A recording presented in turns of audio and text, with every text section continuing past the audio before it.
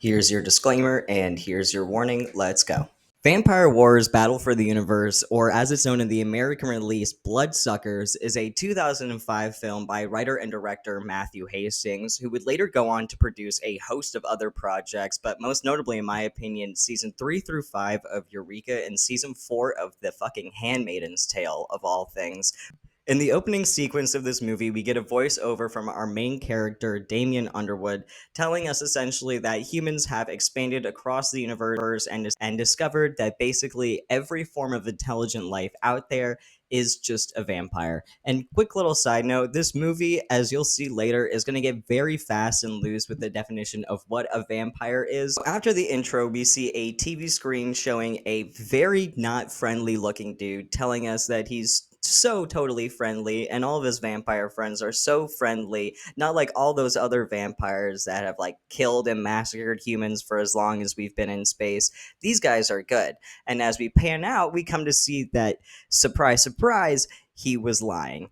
This guy that we see on the screen will come to later know as Flag. On this first mission is where we come to meet our main group of characters, Rosa and Roman. The only thing important to know about these two characters is that Roman is a space cowboy. We also meet Damien Underwood, who is going to be our main character throughout this film, Captain Churchill, and our vampire of the group, Quintana, who I kept thinking her name was Cortana until I rewatched the movie for the third time and realized I was very wrong. So if I get the name wrong, I'm sorry.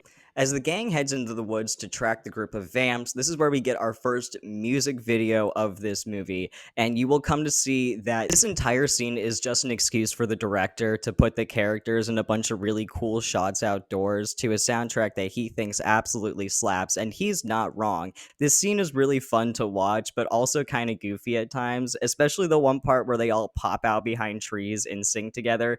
It feels more like a music video than an ingrained part of this movie, but still I think it adds a lot of charm to the overall feel, and it's one of my favorite scenes in the whole film. An important thing to add is that the only reason this group can track the vamps like they are for the most part is because Quintana has this ability to sense vampiric essence,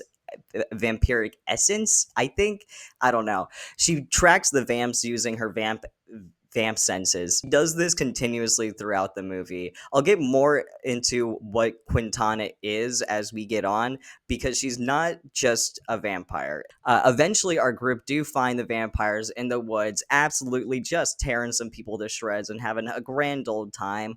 Here's where I'll mention that this group of vampires, or the species of vampires, are called the Voorhees, which is a very clear reference to Friday the 13th's Jason Voorhees. The group comes in just absolutely blasting, takes them out. This is an amazing scene of practical CGI. I love her some bits you can see where I think they quite literally are using firecrackers in the barrels of these guns to make the gunshots that we see, and I just think it ends up looking really cool. Eventually, the group corners the head guy of the group, Flag, that we saw from the TV earlier. Again, yeah, his name is Flag. It sucks. That's okay. We'll move on. They corner him and they blast out his fucking kneecaps instead of killing him. And this is where we get a little bit more information on the Voorhees species in general. Damien Underwood makes a comment that they're supposed to have disgusting faces, and this guy doesn't, even though I think his face looks absolutely grotesque. Damien thinks he looks okay. That's fine. Body positive. Good for Damien.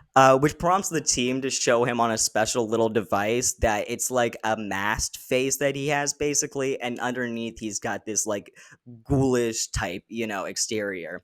They also let us know that these vampires have very fast healing or like regenerative abilities, and the only real way to kill them is a shot through the heart, which is very difficult, A, because of the regeneration, and B, because they have a very armored rib cage. So you need to go in hard and fast and get them quick, or else they're just going to keep coming back. We get a little moment where Flag kind of begs for his life and tries to offer up some information about vampires gathering, but Captain Churchill won't have any of it. We do get a sense that they have met before because they state that they've met before. Long time no see, buddy. Remember me? And Churchill apparently hesitated, which is what allowed Flegg to escape and gave Captain Churchill a little bit of a scar. Churchill doesn't hesitate this time, even though they spent 3 minutes listening to this guy beg for his life. He decides now's the time to blast him for good and takes him out. Back on the ship, we learn a little bit more about Damien's relationship with the rest of this crew because it feels like all of them have been together for some time. They work together really well, they seem to know each other, but Damien is very clearly the new one of this bunch, and this is his first mission. We come to know that he does not like vampire hunting at all. He was a high standing officer, but because of some issue, he was court martialed, and essentially, Captain Churchill got him for cheap. He literally says, "Yeah, I got you for cheap."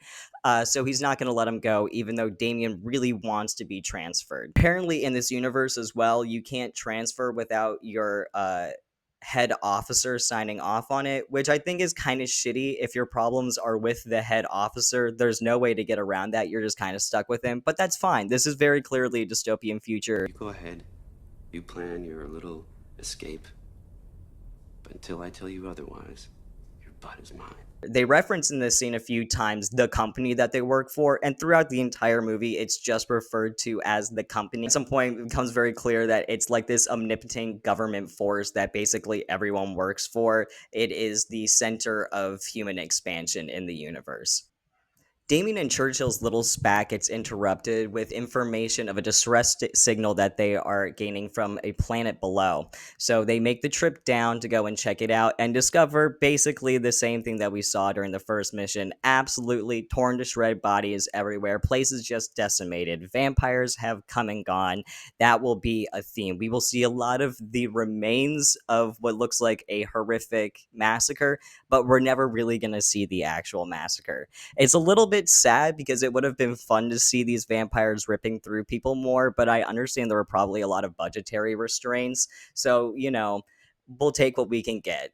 On this mission, however, they do end up finding one survivor, Fiona, who I will be calling JJ for the rest of this video, because that's JJ from Criminal Minds, and that's the only thing I can see her as. So they end up taking JJ with them as they traverse through the sewers underneath, looking for the vampires that decimated the colony. However, they're ambushed by a group of Leatherfaces. Again, this is a reference to another popular horror movie, Texas Chainsaw Massacre, if you didn't know.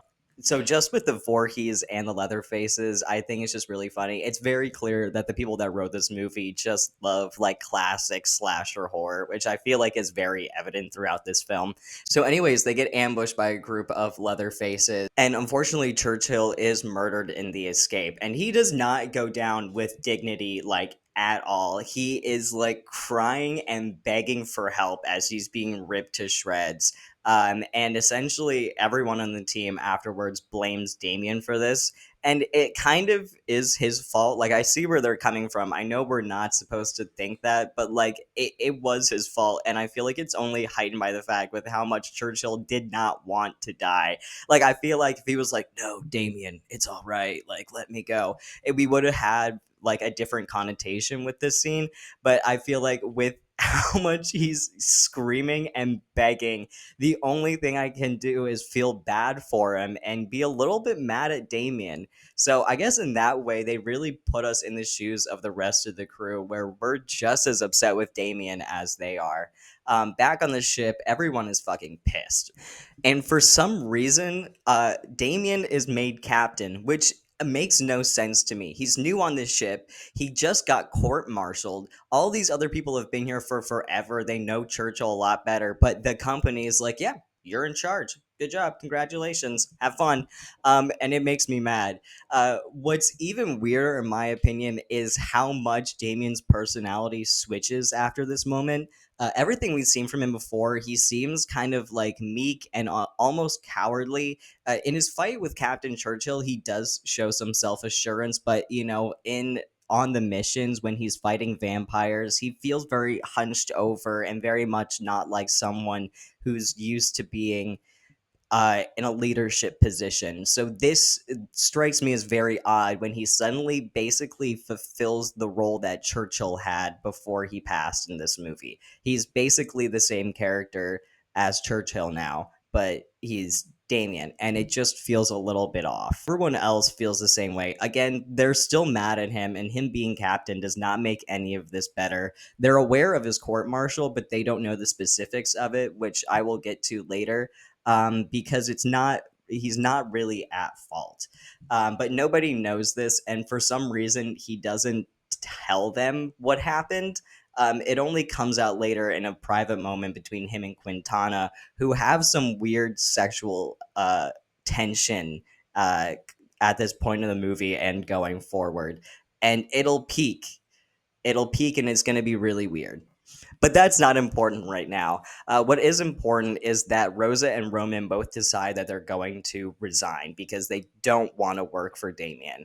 So the group lands their ship at like this travel port, I believe. It's kind of unclear because it very clearly is like an interstellar, like spaceport of some kind, but it's also like just a carnival. I thought I was just getting carnival vibes, but it very much is supposed to be like a carnival and also a spaceport. I think they just had to film it at a carnival for some reason. It's just kind of a weird vibe when you're looking at it. It does not feel like it's in space. Go down to this planet so Rosa and Roman can leave, but also so that Fiona can get on another ship and go home.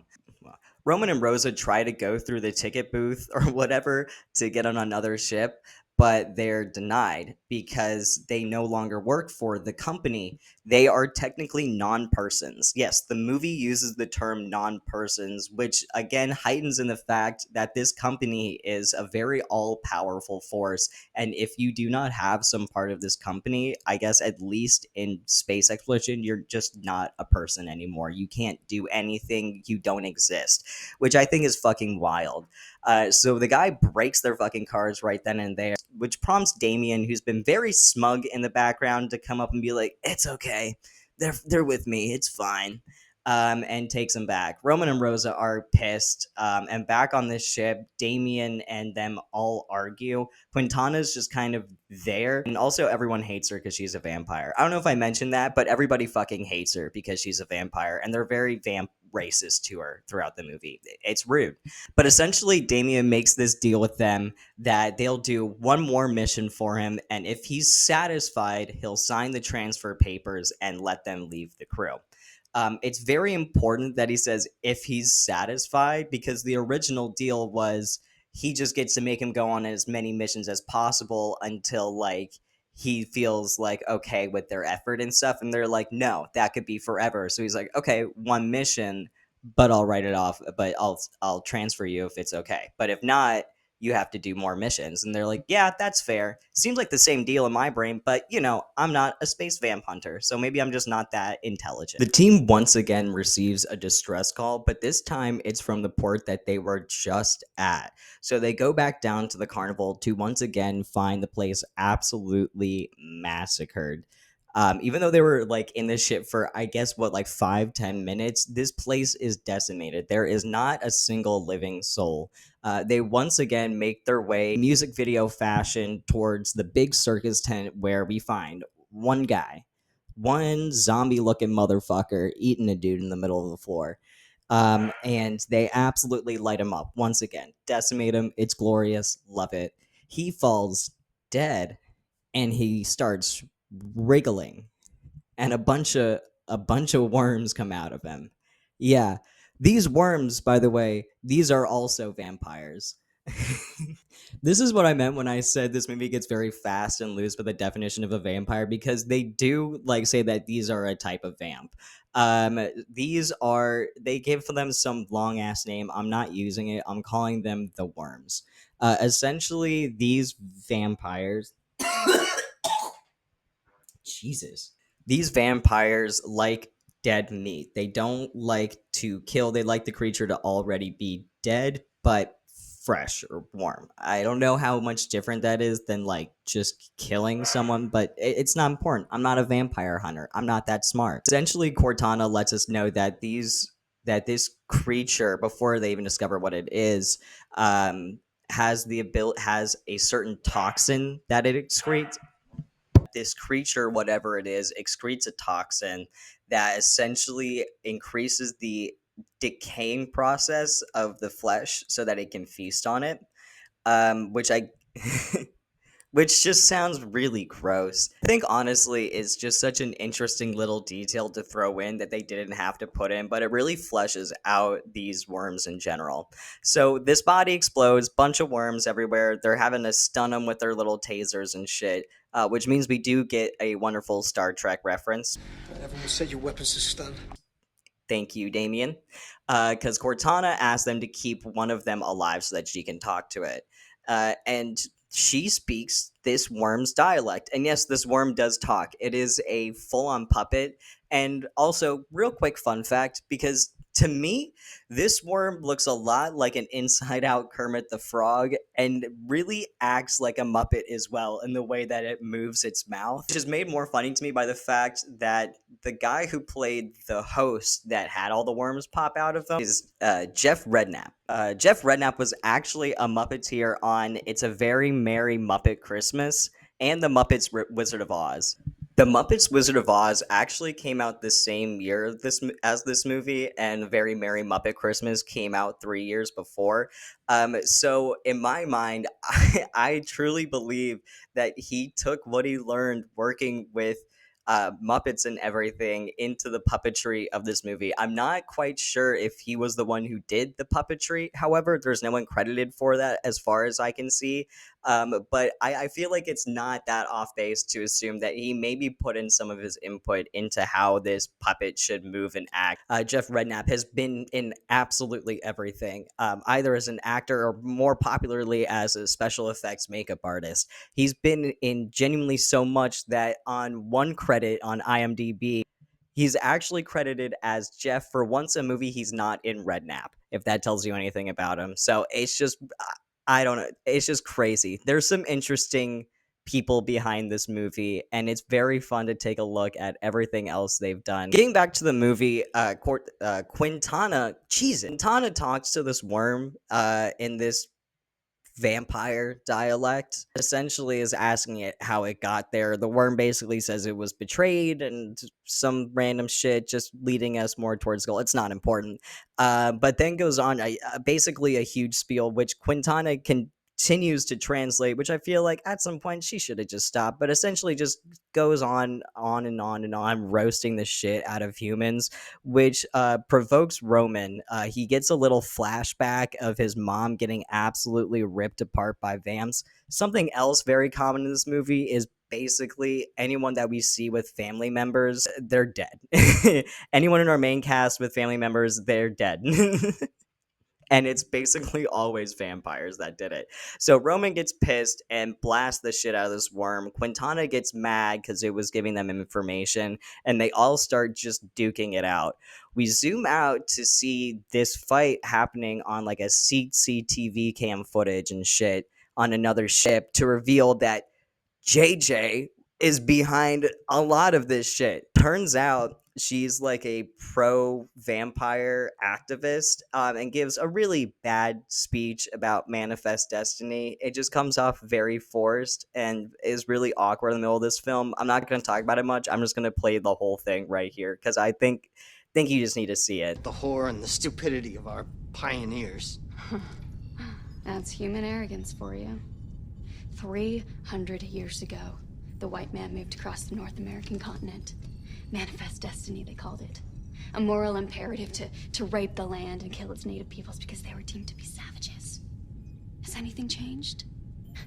Now we are told to hate the vampire, when really, the enemy is us. We're the savages. She reveals she's essentially the one who was behind the distress call at the place where she was found. She had taken down the shield, something that Damien does kind of ask her about, but she brushes off before they split ways. And she also reveals that they have basically been targeting this group of vampire hunters in particular because of one of the vampires they killed at the beginning of the movie, Flag, which introduces our main bad guy of the film, Muko, Fleg's brother, who is out seeking revenge for his death. Even though he didn't like Fleg or anything, it's vampire honor. He has to take out the people that took out his brother. Very honorable. Fun fact, real quick. When I was jotting down my notes for this movie, at some point I stopped calling Muko Muko and started writing his name down as Moloch, which I can only think is because I've been binge watching Buffy the Vampire Slayer recently, and there's at least one episode with a demon named Moloch that just stuck in my brain. So if I call him Moloch again, I'm sorry. None of these characters' names are very memorable to me, as you can see. I still love this movie. Don't let that dissuade you. I just cannot remember any of their actual names. So Muko or Moloch, it's the same guy. It's this vampire dude seeking revenge. He's working with JJ because she is against human expansion in the universe. She believes that humans have absolutely decimated the universe, and what the vampires are doing is just response to that. She references, how again in the Manifest Destiny speech about how Native American people were considered savages and barbaric. That's only important. Just keep it in mind for later. Just lock it up in there somewhere. You'll need to know it for there's a test at the end. Captain Churchill's death was important. JJ was leading them there in hopes that they would kill Captain Churchill. Muko, we get the feeling, kind of wanted them all dead. He's definitely leading JJ on. We can kind of see from the very beginning that he definitely has ulterior motives, and she's a little naive to it. She believes that vampires are peaceful naturally, and they're only vicious because of human expansion. It doesn't make really any sense. This metaphor or allegory gets really rough when you think about the fact that all these vampires quite genuinely just are evil to the core and have to kill and eat people to survive. Just like, I don't know, little tip for people trying to make allegories about, colonialism and things like that. Don't make the people that are supposed to represent Native Americans actually evil. It it doesn't help your point at all. Uh, JJ is banking on the fact that Damien is smart and is going to figure out her whole plan and everything and track him down. Basically, she's hoping that he's going to bring everyone straight to them so that they can do their plan. We'll find out, It's not much of a plan. Damien gets everyone under control and they get back on the ship and he's pissed. So he says, even though they did that mission, he's not signing the paperwork because they were all fighting and not acting like a team and they're being bitches. So none of them get to leave. Again, this seems this seems like this could just go on forever. He could just say he's never satisfied, and just keep them working on the ship for good. But it doesn't matter. I'm not a vampire hunter. I'm not smart. At this point, just like JJ predicted, Damien is putting two to two together. He did figure out that she is the reason why the shields got lowered the first time, and she's most likely the one that dropped the worm guy off when she got picked up the second time. So he tracks down her ship, but surprise, surprise, they get a message from the company giving him a mission in a completely different part of the universe. So Damien gives him an option. They can go after JJ and everybody and they can avenge Churchill, or they can do the company's mission. However, if they don't go on the mission that they're assigned, they could get fired and again become a non person, which seems really fucking bad. So seems to me like it would be a hard choice, but no one has a problem with it. Right on to go. Let's go get JJ. Hell yeah. Hell yeah.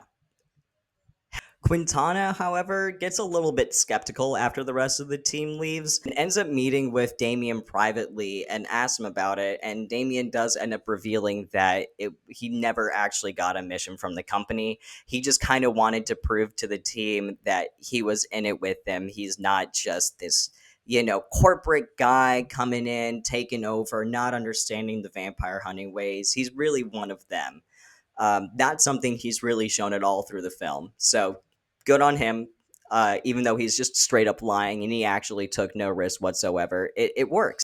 Another important bit of information that we get during this little private meetup is the backstory behind Damien's court martial. It's a little bit unclear to me, and I think that might just because the movie is really quiet, at least in the form that I have it on. But from what I can gather, he went through hyperspace with the company fleet, He was like a second in command to this captain dude. After going through hyperspace, one of the other ships in the fleet suddenly turned on them and they couldn't communicate with the ship at all. So the captain and him made a decision to open fire on the ship, taking it out, ending up killing everybody on board. Damien decides that he's going to take the fall for this with the persuasion of the captain.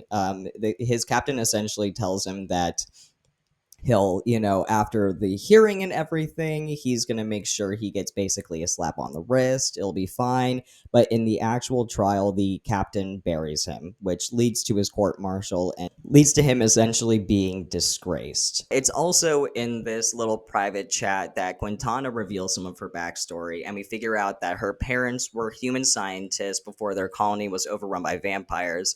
Vampires, realizing that they could be useful to them, turned them instead. They ended up escaping, and you might think, oh, were they like pregnant and had Quintana? No, they're terrible people. Damien makes a comment that it's kind of well known now what happens when vampirized humans have kids. But it seems like the reason they know this is basically because of what happened to Quintana. Because her parents were scientists, they got pregnant on purpose to see what the effects would be, and essentially turned her entire childhood into a science experiment.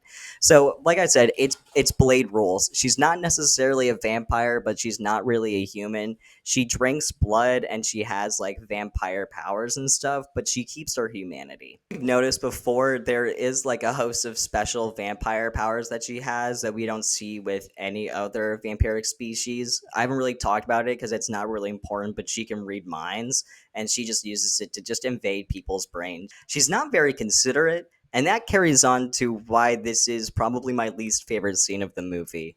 They get a little close for comfort, and Quintana keeps insinuating that she can relax the captain, and he's uncomfortable as shit. Even though he's totally been horny for Quintana this entire movie, he's really uncomfortable. And she ends up full out just blatantly saying, "You want to bang." Leads us to a little bit more of vampire lore. If a vampire has sex with a human, the bloodlust will just cause them to absolutely rage out and rip their partner to shreds. So, rightfully so, Damien is a little concerned and scared at this moment. Quintana reveals, no, no, no, no, no.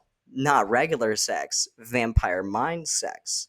Now, you might be asking, what the fuck? I was already uncomfortable with the idea that they were just gonna start banging, which I didn't want to see. I'm even more uncomfortable now that it's some sort of vampire mind power that she has. That feels like an invasion of privacy, and it 100% is, because Damien is saying no. He says no a lot and is like, no, Quintana, don't do this, please. Oh, Quintana. Please don't do this. And she just squats down and just starts mind banging him right there. But to be fair, it's not Quintana that he's brain fucking. It's his dead wife. So it's sweet. Um, Not really. All we know that's happening in this scene is Quintana is sitting on one end of the room, staring at a Damien who is on the other end, moaning Quintana's name. Not his dead wife, Quintana's. And this is important because Rosa overhears this and rightfully assumes they're having sex. I don't know how she didn't think about the whole like ripping your partner to shreds thing, but I mean, in her defense, you're not going to automatically jump to psychic bang, you know? That wouldn't have crossed my mind at all. I don't know how it crossed the director's mind, but I'm not happy that it did. This movie would have been a lot better without this addition, but it also adds so much to the overall weirdness that it wouldn't have been the same movie without it. So after this, Rosa's being fucking passive aggressive as shit to Damien.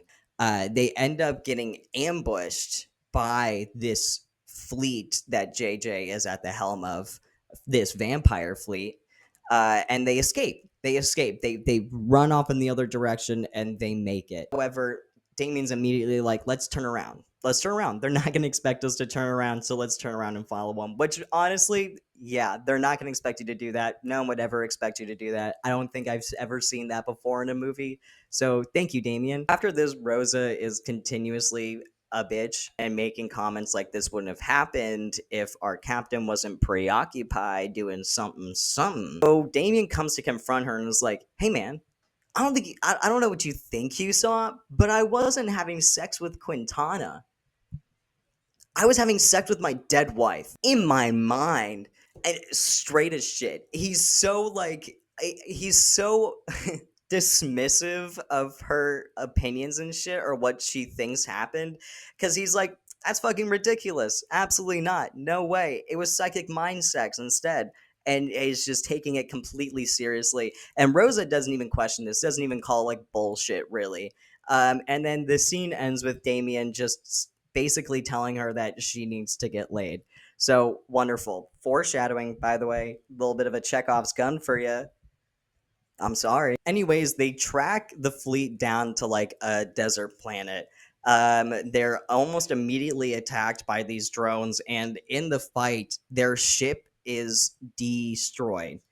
And this is probably the most emotional moment of the film in terms of tone.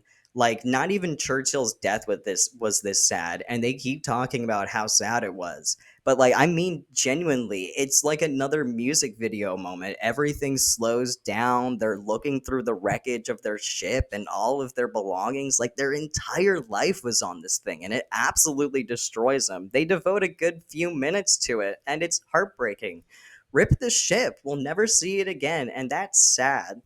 Now they're out on foot, making their way through this desert planet, trying to track this fleet that just fucking disappeared, man. I got no idea how they lost it like that. And as they're making their way across this planet, you can hear like creatures chittering and like groaning and making noises in the background.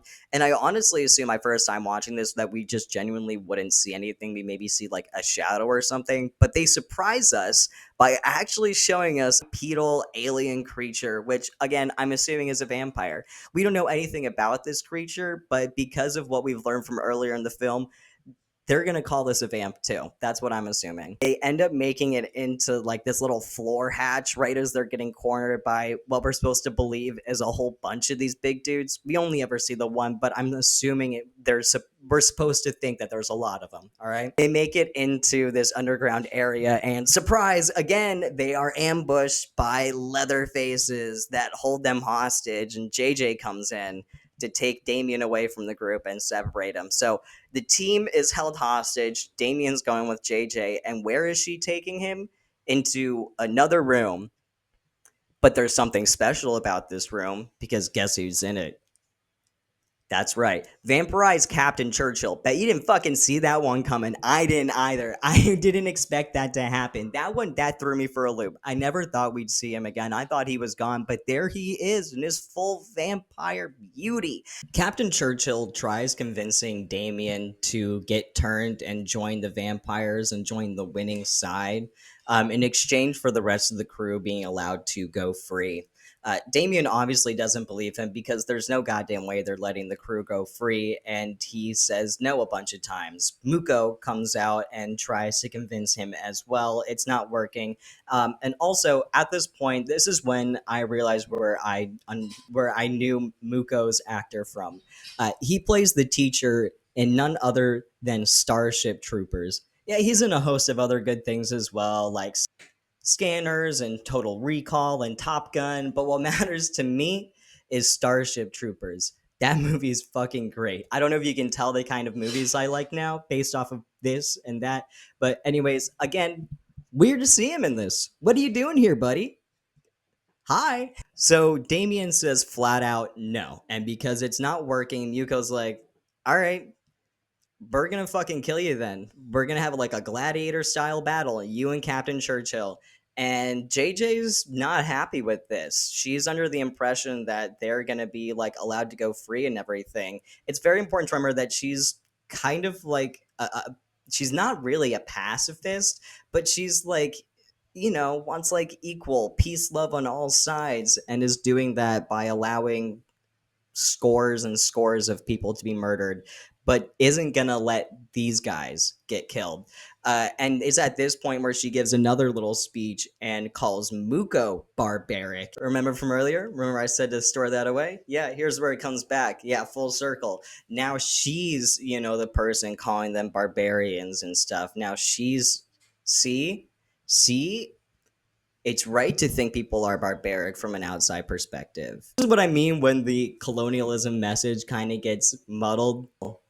I don't know what message they're trying to tell at this point. I'm just kind of gonna choose to ignore it. Then she decides to say this line. Please, Muko, I beg you. Show everyone here what you are truly capable of.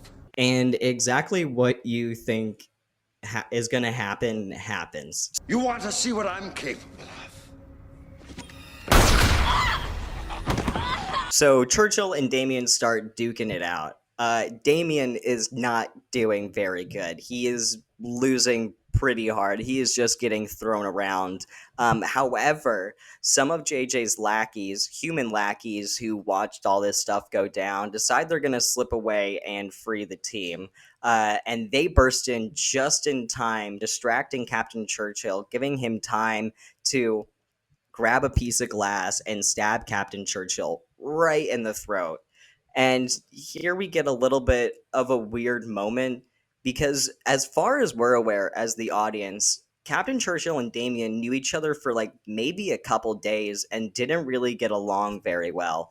But as Captain Churchill is clinging to life and asking Damien not to kill him, he says he was like a son to him. It gets weirder because Damien echoes the same lesson that Churchill taught him earlier in the movie, that being not to hesitate. Before he delivers the final blow, he tells Captain Churchill that he loves him. Again, only known each other for a few days, as far as I'm aware. I feel like they wanted to flesh out their relationship more, but they really didn't have the time to when it came down to it. And I think they were probably originally supposed to have this father and son type bond that we just really didn't get to explore, which is unfortunate. I feel like would have made this scene a lot more impactful instead of feeling like these emotions kind of came out of left field, you know? But anyways, Captain Churchill is dead. They get Muko. They stab Muko. He's dead now. All the vamps are dead and everything like that. They did it. It's all over. They get to leave. They did the thing. Yay. They get picked up, I'm assuming, by just another company ship. And end up in this really weird looking room. I don't know what their idea with a lot of these like ship sets are, because this one feels so disjointed from every other inside of a ship that we've seen that I didn't even realize it was supposed to be one until later on. So I'm editing right now, and I just realized that the ship that they're in is actually the ship that JJ came down in earlier. I just completely didn't even notice it was the same room. I'm just not that smart. Back to the video. Essentially, they're all hanging out at this board, and Damien comes in like, "Oh, are we in trouble for not going on the mission?" And they're like, "Yeah, ma'am, we know. It's all good. We know there wasn't a mission. You're cool with us." Also, Quintana told us what really happened with your court martial and everything, so we're all cool there. You don't have to sign our transfer. We're sticking with you. So they're a big old happy family, and the company says they're gonna get a new ship once they head home. So they all, shake hands and high five and leave the room, except for Rosa and Quintana. And Rosa starts hitting on Quintana, and Quintana reads her mind, and the movie ends with this line. Hey, whatever turns you on. Wow, Quintana, you are good for a bloodsucker. Beautiful, isn't it? That was Vampire Wars Battle for the Universe. Again, I absolutely love this film. It is goofy, it is campy. Sometimes it can be a little bit hard to follow just because of the way that some of the editing is done, and some of the shots are put together. But all around, I feel like it's a pretty enjoyable film to watch. And in my mind, I think this should have been a cult classic. There's no videos I can see really about it on YouTube or anything. There's barely any reviews, like in general, which kind of sucks. This film should have been a lot more popular. It is a blast to go through. It really is a journey, and you can tell that there is a wider world there that they wanted to expand on, but just for one reason or another didn't have the ability to do so, which kind of sucks. But I really like what they did keep in, so you can kind of fill in those gaps themselves. It is a dumb movie that is not really meant to be taken seriously. It's a little bit of a love letter to just slasher action horror and that early 2000s grit that is just such an absolute favorite of mine. This movie is such a great watch. There are definitely some things that I left out and some moments that you really just need to see for yourself. So if you can get your hands on this movie, I definitely recommend you do. If you enjoyed this video and made it all the way to the end, thank you so much. I really do appreciate it. This is my first video, so they will get better in quality. This is just a movie I have been wanting to sit down and make something on for a while because I, again, haven't seen anyone else do it. And I think it deserves its time in the spotlight, even if it's from an absolutely unknown channel. But if you like this video, please like and subscribe. I will hopefully be posting more along the same vein. I've got some other great vampire movies in my roster, along with a lot of other non-vampire movies. I promise that's not the only thing I watch. Hope you have a good day. Thanks for having me.